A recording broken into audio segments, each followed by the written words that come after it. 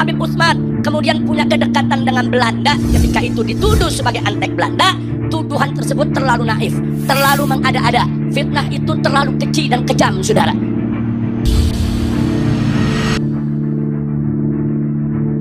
Kalau Habib Utsman dekat dengan Belanda, kita nggak mengatakan beliau sebagai antek Belanda, terus kita bilang apa? Hah? Sahabat Belanda, muhibbin Belanda.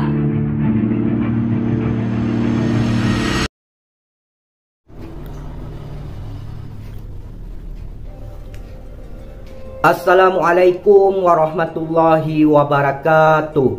Bismillahirrahmanirrahim. Allahumma salli ala Sayyidina Muhammad wa ala ali Sayyidina Muhammad. Rabbi syrah li sadri wa yassir li amri wahlul 'uqdatam min lisani yafqahu qawli. Sahabat Nahkoda dimanapun kalian berada, semoga kita semua selalu dalam lindungan Allah Subhanahu wa Ta'ala. Salam persaudaraan dari Aceh untuk teman-teman yang ada di seluruh Nusantara, dari Sabang sampai Merauke, dari Miangas hingga Pulau Rote. Salam untuk teman-temanku semuanya yang ada di seluruh penjuru bumi, tentunya yang mengerti bahasa saya, dari bangsa manapun kalian, suku manapun, daerah manapun, salam persaudaraan. Untuk sahabat-sahabatku, rekan-rekanku, saudara-saudaraku semuanya yang sedang bekerja, semangat dalam bekerja, yang lagi beristirahat, selamat beristirahat, dan yang lagi sakit, saya doakan semoga cepat sembuh. Doaku untuk kalian semua selalu menyertainya. Untuk menonton video ini jangan di skip biar tidak gagal paham. Di kesempatan kali ini saya ingin mereaksi sebuah video dari TIJ, di mana TIJ di dalam video ini membantah pernyataan Bung Rizik atau biasa disebut dengan Habib Rizik Syihab terkait perjuangan Habib Utsman bin Yahya. Dan Bung Rizik pernah mengatakan bahwasanya kalau kedekatan Habib Utsman bin Yahya dengan Belanda dituduh sebagai antek Belanda, maka tuduhan tersebut adalah terlalu naif, kata Bung Rizik, ya. Kemudian TIJ membantah video tersebut terkait pernyataan Bung Rizik. Oke, biar tidak menimbulkan fitnah ataupun asumsi yang tidak baik, langsung saja kita tonton dulu videonya bagaimana. Jangan di skip biar tidak gagal paham. Ini videonya. Itu siapa yang gak ikuti aturan Belanda, saudara? Jadi kalau Habib Utsman kemudian punya kedekatan dengan Belanda, ketika itu dituduh sebagai antek Belanda, tuduhan tersebut terlalu naif. Kalau Habib Utsman dekat dengan Belanda, kita nggak mengatakan beliau sebagai antek Belanda, terus kita bilang apa? Hah? Sahabat Belanda, muhibbin Belanda. Sementara rakyat-rakyat, pergerakan rakyat melawan Belanda terus bergulir dari segala pelosok. Malah Bib Utsman jadi bagian Belanda. Terus kita bilang apa? Terlalu mengada-ada. Fitnah itu terlalu keji dan kok fitnah? Tadi Bung Rizik mengakui kalau Habib Utsman dekat dengan Belanda. Makanya sering saya katakan, semua daerah, apalagi di Batavia, tunduk kepada Belanda semua, menyerahkan kedaulatannya kepada Belanda. Terakhir Yogyakarta. Aceh sampai rajanya ditangkap, diasingkan ke Batavia, tidak menyerahkan kedaulatan kepada Belanda, tetapi mengalihkan kedaulatannya kepada Kadhi Negara. Ya, Habib Utsman memang ada kedekatan, tapi kedekatan itu sebatas beliau ingin menjaga masolihil ummah. Menjaga masolihil ummah bukan dengan bekerja sama dengan musuh, tetapi melakukan perlawanan kepada musuh Bung Rizik. Ente memaksakan sekali.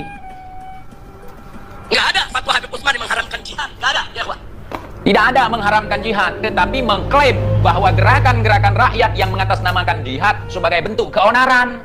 Beliau tidak berfatwa kalau jihad itu salah, tetapi mengatakan bahwa gerakan rakyat yang terjadi di Cilegon waktu itu, pada peristiwa geger Cilegon, beliau mengatakan bahwa itu bukan jihad, itu keonaran, melawan pemerintahan yang sah. Artinya beliau sebagai penyambung lidah Belanda, makanya diberikan medali salib singa, salib pala singa. Bung Rizik, ente kadang-kadang kalau memang pengkhianat aja, mau sepupu kita, mau ipar kita, mau mertua kita, mau bapak kita sekalipun, kalau memang pengkhianat aja, jangan dibela. Nah, adapun ada satu dua kejadian di Banten, di Aceh, di beberapa tempat, saudara, yang kemudian Habib Utsman di situ berpendapat, saudara. Nah, pendapat-pendapat ini digoreng oleh Senok Kukron. Bukan digoreng, beliau merestui, mengaminkan penyerangan terhadap pejuang-pejuang Islam yang ada di Banten, yang ada di Aceh. Beliau merestui sebagai penyambung lidah Belanda. Gimana sih ente? Senap hugron yang ngegoreng sedemikian. Bukan senap hadranya yang menggoreng. Kalian yang menggoreng hari ini. Nggak mau saudara kalian dibilang pengkhianat. Kalau saudara TIJ yang pengkhianat, tetap pengkhianat. Ada Teguh Nurdin. Pengkhianat itu. Dapat lencana juga. Dapat medali juga dari Belanda. Ini nyawa para pejuang kita. Nyawa, darah para pejuang kita. Harus kita bela nih. Untuk mengadu tokoh seramah, sesantun, selembut Habib Utsman dengan tokoh-tokoh Islam yang selalu melawan Belanda, saudara. Tadi kan strategi Habib Utsman dekat dengan Belanda kok bisa diadu? Seharusnya nggak bisa diadu dong, karena beliau yang berstrategi. Berarti strateginya bodoh. Padahal Habib Utsman dengan mereka tidak ada permusuhan. Ini namanya taksimul adwar wal wadhaif wal akma. Habib Utsman tidak ada permusuhan. Tidak ada permusuhan. Memang dengan ulama, tapi Belanda punya permusuhan dengan ulama di Nusantara. Habib Utsman sebagai antek Belanda, secara tidak langsung, secara organisasi, secara institusi, beliau adalah musuh dengan ulama ini. Aduh, saya nih, saya sebagai pejuang Islam, tiba-tiba saya direkrut oleh Belanda. Terus ketika saya dekat dengan Belanda, secara otomatis rekan-rekan muslim saya, ulama-ulama tadi, pasti akan memusuhi saya. Karena saya menjadi pengkhianat. Pengkhianat itu adalah musuh yang nyata di dalam sebuah perjuangan. Tidak bisa dimaafkan. Ini namanya bagi-bagi tugas. Itu bukan bagi-bagi tugas. Itu nyelamatin diri. Dapat gaji. Nggak diusik. Itulah hebatnya pengkhianat. Yang paling parah, selesai semua peperangan ini, jadi pahlawan. Kerja, bagi-bagi peran, saudara.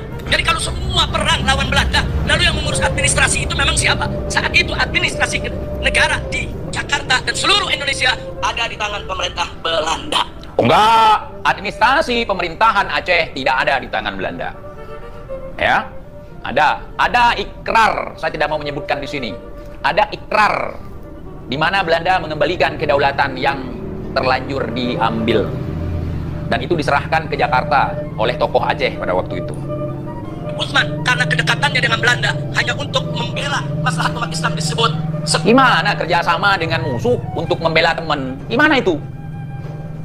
Membantu musuh, kerjasama dengan musuh, digaji oleh musuh, dikasih penghargaan oleh musuh, dikasih tanda, ya, dikasih tanda oleh musuh, dikasih bintang salib singa. Kemudian kita mengaku untuk membela rakyat. Itu pengkhianat. Secara narasi antum, Bung Rizik, itu jelas-jelas. Secara tidak langsung, antum ingin membela pengkhianat. Pakai antek, maka saya mau balik bertanya. Lalu bagaimana dengan jenderal-jenderal Indonesia dulu yang ikut Kenil?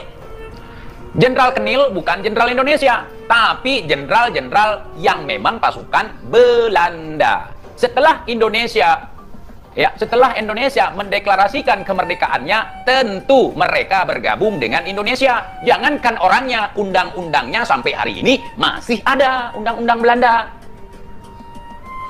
Ya, mereka memang Belanda tulen. Ketika kalah perang, mereka gabung dengan pasukan yang menang. Itu bukan pengkhianat. Gimana sih? Pengkhianat ini dari kalangan pribumi, dari kalangan ulama yang selama ini membela Islam. Kemudian Belanda masuk, kewalahan, gabung dengan penjahat. Itu namanya pengkhianat. Kalau tentara-tentara musuh, tentara-tentara penjajah ketika kalah perang bergabung dengan yang menang, itu bukan pengkhianat namanya. Justru mereka mengkhianati Belanda, bukan berkhianat ke Indonesia. Gimana sih? Katanya imam besar ini aja kagak paham. Katanya sering perang, ikut perang, mujahid segala macam, ini aja kagak paham. Misalnya nih, kita memerangi Belanda atau memerangi Jepang. Jepangnya kalah, ada tentara Jepang menyerah, gabung dengan kita. Itu bukan mengkhianati kita, itu mengkhianati mereka. Gimana sih? Jadi seperti itu. Kalian sudah melihat, menyaksikan, mendengarkan bagaimana TIJ membantah Bung Rizik, ya, terkait pernyataan Bung Rizik yang membela Habib Utsman bin Yahya. Kalian simpulkan sendiri, kalian nalarkan sendiri, kalian pikirkan sendiri. Video ini saya rinci. Untuk video selengkapnya, kalian bisa menonton di channel TIJ, ya. Kemudian, saya ingin mengatakan kepada kalian semua bahwasanya kenapa hari ini kita banyak tahu tentang sejarah. Karena ada catatannya, ada peninggalannya. Belanda meninggalkan sejarah. Kemudian leluhur kita juga meninggalkan sejarah. Kita cocokkan saja. Ya, sejarah yang dibuat oleh Belanda, yang diciptakan oleh Belanda setelah kemerdekaan itu banyak benarnya. Kecuali saat berperang itu banyak propaganda. Menyangkut dengan Jenderal Kenil itu asli Tulen Belanda. Setelah Belanda runtuh, hancur, Indonesia mendeklarasi kemerdekaannya, Jenderal Kenil ini bergabung dengan Indonesia. Yang mereka khianati bukan Indonesia tapi Belanda. Jangan salah-salah ya. Dari pihak Bung Rizik ingin membantah, ingin memprotes, silahkan. Saya tunggu. Jadi seperti itu, bangsa yang besar adalah bangsa yang menghargai sejarah, yang tidak membolak-balikkan sejarah. A katakan A, B katakan B. Hitam katakan hitam, putih katakan putih. Jangan dipelintir-pelintir. Oke? Jadi seperti itu. Semoga kalian paham dengan apa yang saya katakan, dengan apa yang saya sampaikan. Di sini kita tidak mencari pembenaran, akan tetapi yang kita cari adalah kebenaran. Ya? Walaupun dari keluarga kita, walaupun dari leluhur kita, kalau salah tetap salah. Ya? Jangan sampai pengkhianat dianggap sebagai pahlawan. Itu saja yang ingin saya sampaikan. Bila ada kata-kata saya yang salah, mohon dimaafkan, mohon diralat. Saya juga manusia, tidak luput dari kehilafan, kesalahan dan dosa. Terima kasih. Wassalamualaikum warahmatullahi wabarakatuh.